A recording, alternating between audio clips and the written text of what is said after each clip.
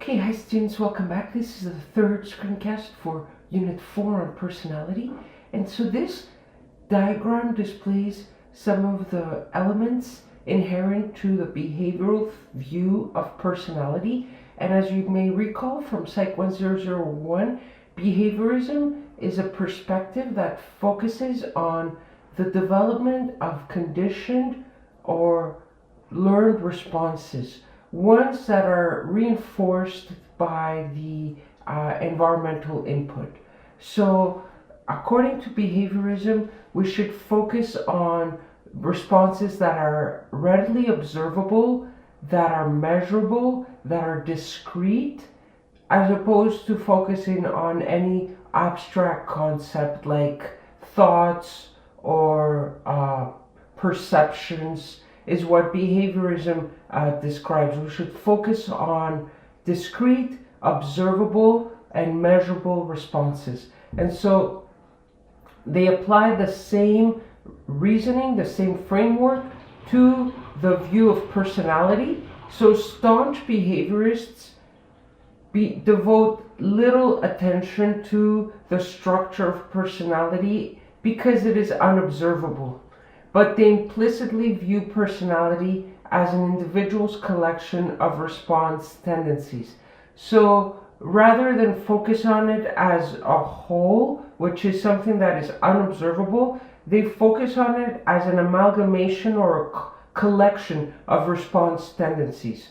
So here's a possible hierarchy of response tendencies for a particular person in a specific stimulus situation. So here the person is at a large party where they know relatively few people, and here are the operant response tendencies. Response 1 is circulate, speaking to others only if they approach you first, stick close to the people you already know, politely withdraw by getting wrapped up in host book collection, leave at first opportunity. Okay, and here's another diagram to display this. So according to B.F. Skinner, people's characteristic response tendencies are shaped by reinforcers and other consequences that follow behavior. So our characteristic response tendencies, our typical, our standard way of responding is based on the response contingencies that we've experienced in our environment. So have these responses been reinforced by reward, or have they been suppressed through punishment? Okay, so the ones that prevail, the ones that we see, are ones that have been reinforced or put in place or shaped by reinforcers. Here's an example. So the response may be telling jokes at a party. Okay, so the stimulus context is there's a party, that's a background, the context, and the response is telling jokes, and the reaction from others is laughter, attention, compliments. So that reaction from others serves to stamp in that response in our characteristic response tendency. Okay, so that's a reinforcer. It is rewarding for us to receive the laughter and attention and compliments from others. So it serves to stamp in the response. Here's a diagram to illustrate Albert Bandura's reciprocal determinism. So recall that Albert Bandura rejected B.F. Skinner's highly deterministic view that behavior is governed by the environment and that freedom is an illusion. Bandura argues that internal mental events, okay, so those are in the green rectangle, internal mental events, external environmental contingencies, so that's the environment, and overt behavior all influence one another. So there's a reciprocal dynamic among these three elements. They all influence one another. Okay, so now we're going to switch to the humanistic perspective. So this is the perspective put forth by Carl Rogers and Abraham Maslow. So the humanistic perspective stresses that people have the capacity for personal growth, they have the freedom to choose their own destiny, and they possess positive human qualities. So the humanist psychologist believes that we all have the ability to cope with stress, that we can control our lives, and that we can achieve what we desire. So according to Carl Rogers, studies influenced a contemporary approach to self-esteem, personal growth, and self-determination. So he believed that most people have difficulty accepting their own true positive feelings. He believed that all people are born with goodness within them, but as they grow up, the people around them condition them to move away from their genuine feelings. So he talked about the self-concept is based on conditional positive regard. So unconditional positive regard, on the other hand, is what Rogers promoted as a way for personal growth. So unconditional positive regard is what Rogers refers to as a term for accepting, valuing, and being positive toward another person, regardless of the person's own behavior. Okay, so this is how he promoted his own therapeutic approach, to have unconditional positive regard toward the client. But oftentimes, others value us only when we behave in particular ways, and these are called conditions of worth. So conditions of worth can become part our self-concept, our conscious representation of who we are and who we wish to become. Okay, so conditions of worth can become embedded into our self-concept, which is our conscious representation of who we are and who we wish to become. So a central theme in Rogers' view was that of self-concept, which means it's an individual's overall perceptions and assessments of his or her abilities, their behavior, and their personality. So Rogers stated that there is a difference between the real self, who is the self resulting from the experiences, and the ideal self, who is the self we would like to be. And so to promote optimal functioning, he described that we should have empathy. So that means being a sensitive listener and understanding another person's true feelings. And research does support this notion that an enduring, stable sense of self-esteem is more likely to emerge if we feel good about ourselves without having to live up to external standards. This is exemplified through unconditional positive regard. And another way to promote optimal functioning is by being genuine, meaning to being open with our feelings and dropping any pretenses or facades. So here this diagram describes a congruence between the self-concept and actual experience. Okay, so again, self-concept describes the individual's overall perceptions and assessments of their ability, their personality, and their behavior. So in this upper diagram, we see the two circles have a large area of overlap. So this is the self-concept in blue, the actual experience in yellow. So again, the self-concept describes one's perceptions and assessments of their own abilities, behavior, and personality. And the actual experience describes how that is actually experienced in reality. So here in the first diagram, the self-concept meshes well with actual experience. Now there's going to be some incongruence, and that's probably unavoidable. Okay?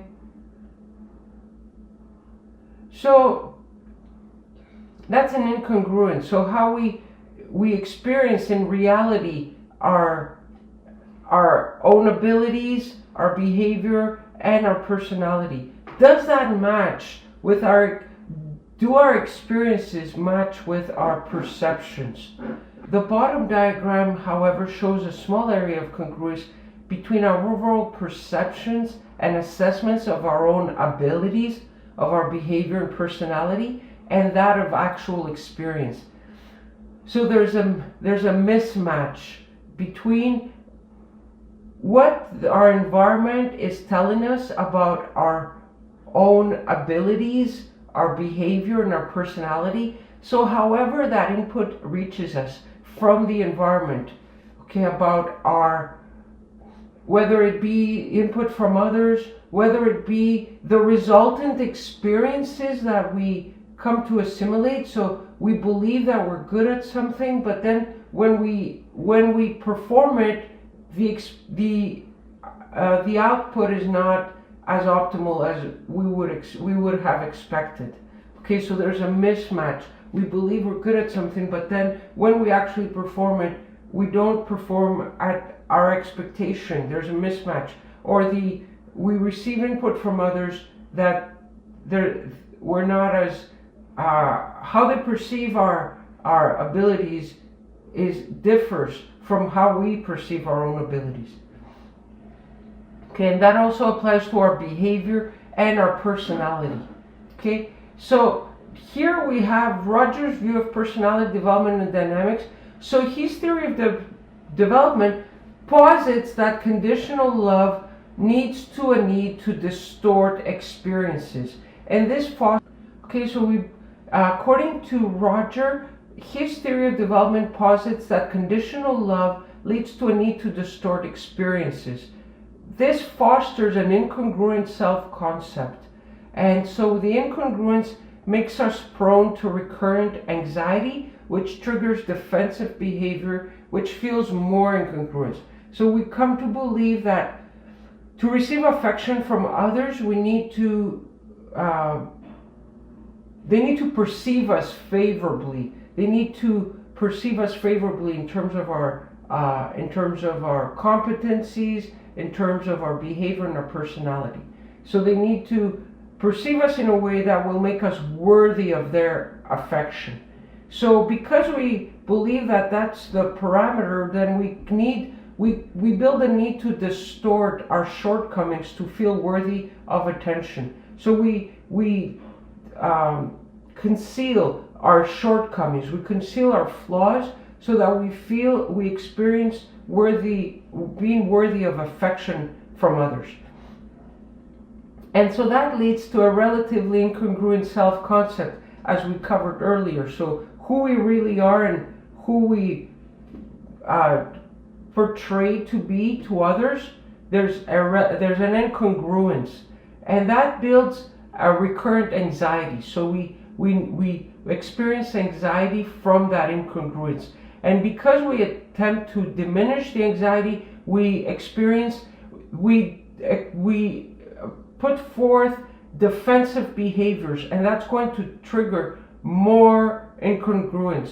So the defensive behaviors are meant to protect the inaccurate self-concept. So who we portray to be to others, we try to defend that. There's a facade. We try to defend that inaccurate self-concept, that we believe that we're more competent than we are, that we don't have flaws, that we have an optimal personality, that we have a desirable behavior at all times, that we have a desirable personality.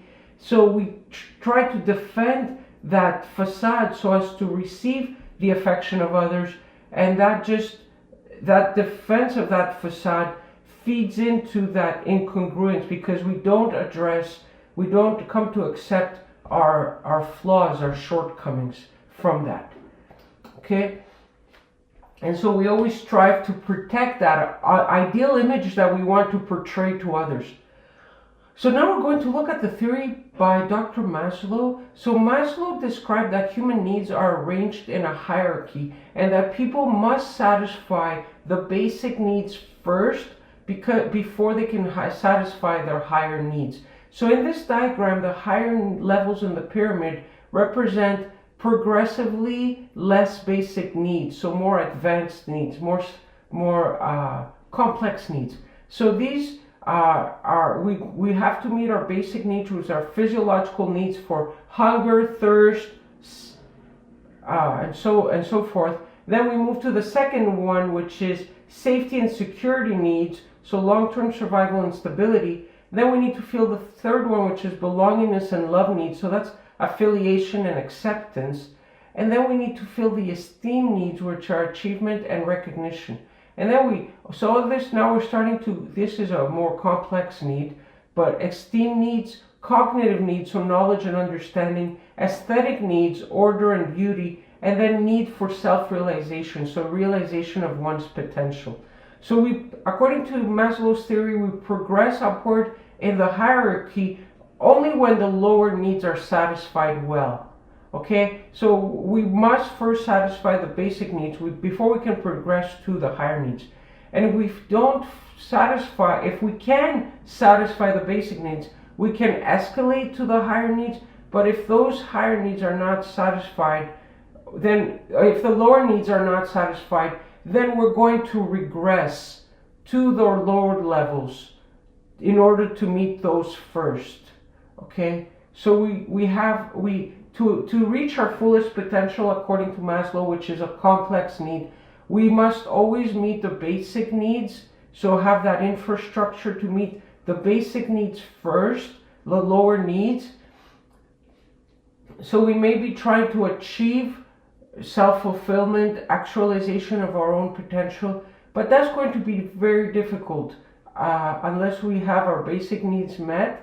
And that's why Maslow describes that if the lower needs are not satisfied well, then we're going to regress, and our self-growth will suffer from that. Okay, and this is just Maslow's view of the healthy personality. So clear, efficient perception of reality and comfortable relations with it, mystical and peak experiences, spontaneity, simplicity and naturalness, feelings of kinship and identification with the human race, spontaneity, simplicity and naturalness, strong friendships but limited in number, problem centering, having something outside ourselves that they must do as a mission, democratic character structure, detachment and need for privacy, ethical discrimination between good and evil, autonomy, independence of culture and environment, philosophical and hostile sense of humor, continued freshness of appreciation, and balance between polarities in personality. Okay, so now we're going to look at Eysenck's theory. This is a biological perspective. So Hans Eysenck believed that human behavior is determined by a series of attributes or traits, and that people have different personalities from one another because of the difference in the extent to which they carry each trait. So he argued that people are born with these personality traits. So these traits are a result of our genetics. Hence, we are born with them. They are innate. And he believed that these traits do remain coherent across situations and that they remain stable over time. So according to him, environmental, social, and situational factors only have a very small influence on these traits as they remain stable over time. So here's an example of a higher order trait. So he described personality structure as a hierarchy of traits. And you see in this scheme there's one higher order trait, extroversion. Okay, and that determines a host of lower order traits.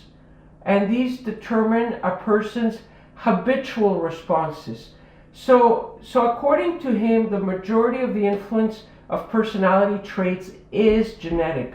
Okay, so he grouped these to initially form two dimensions. Okay, so there's extroversion. So this is one trait and it's along a dimension, introversion, extroversion. So that's the E dimension according to him. So the E dimension has extroversion to one extreme and introversion to the other. So according to him, extroverts are sociable, they are lively, active, assertive, and thrill-seeking people. Okay, but according to him, they can also get easily bored more easily than introverts. Okay, and according to him, extroverts have nervous systems which are under-aroused. So they need more stimulation from the outside world to retain the mental balance. Introverts, on the other hand, are quiet and reserved. They tend to be serious, adverse to risk, but reliable, and their nervous systems are over-aroused, meaning that they don't need stimulation for external sources to achieve that mental balance. Okay? So stable people have a less reactive nervous system because they're over-aroused. It's over-aroused at baseline inherently, and therefore they remain calm, consistent, and level-headed. Okay, and here's a figure showing twin studies of personality. So this is a study that summarizes the results of twin studies examining the big 5 personality traits. So the N designates the sample size. So this is sample size for both monozygotic and dizygotic twins, or identical versus fraternal twins. And so it indicates a number of twin studies that have examined that trait. So this is an actual twin study that has examined the trait. And the chart plot displays the correlations obtained for identical and fraternal twins. And so you can see that identical twins have a stronger resemblance in personality than fraternal twins. Okay, so the correlations are much higher for monozygotic twins on each of the traits inherent to the Big 5 personality model. So they show a stronger resemblance than fraternal twins, suggesting that personality is partly inherited. Okay, so it is partly inherited. There's a strong genetic influence on how our personality is shaped. Okay, so then we're going to look at culture and personality. Does culture influence these personality structures? And Marcus and Kitayama have looked at cultures that differ in terms of independence versus interdependence, the role of culture, the role of individualism, and the role of self-enhancement. And here's how their theory describes some of these concepts. So, culture and conceptions of self. So according to this theory, Western culture, so that's on the left diagram, foster independence. So we looked at earlier independence versus interdependence. So the extent to which cultures differ along that dimension, independence versus interdependence. Are we a culture that fosters independence, or do we promote interdependence, having a reliance, connection with one another, depending on one another? So here on the left we have the independent self-system. So that's where you could see that the person is a unique individual who is separate from others. Okay, so that's Western cultures, like Canada, North America as a whole. So that you can see that there's the person's unique individual has that concept in their mind of being separate from others. Okay, contrast that to Asian culture. So Asian cultures encourage an interdependent view of the self. The self is part of an interconnected social matrix. So that's diagrammed on the right. So the interdependent view leads people to define themselves in terms of their social relationships. That means that That's part of their identity. They have their self-identity, and embedded within that self-identity is their social relationship, who they are to others. They are someone's daughter, they are someone's employee, they are someone's colleague, or they are someone's neighbor. Okay, so here the self-identity is shaped by their how they are who they are being for others. Who are they to others? Okay, so that's part of their self-identity.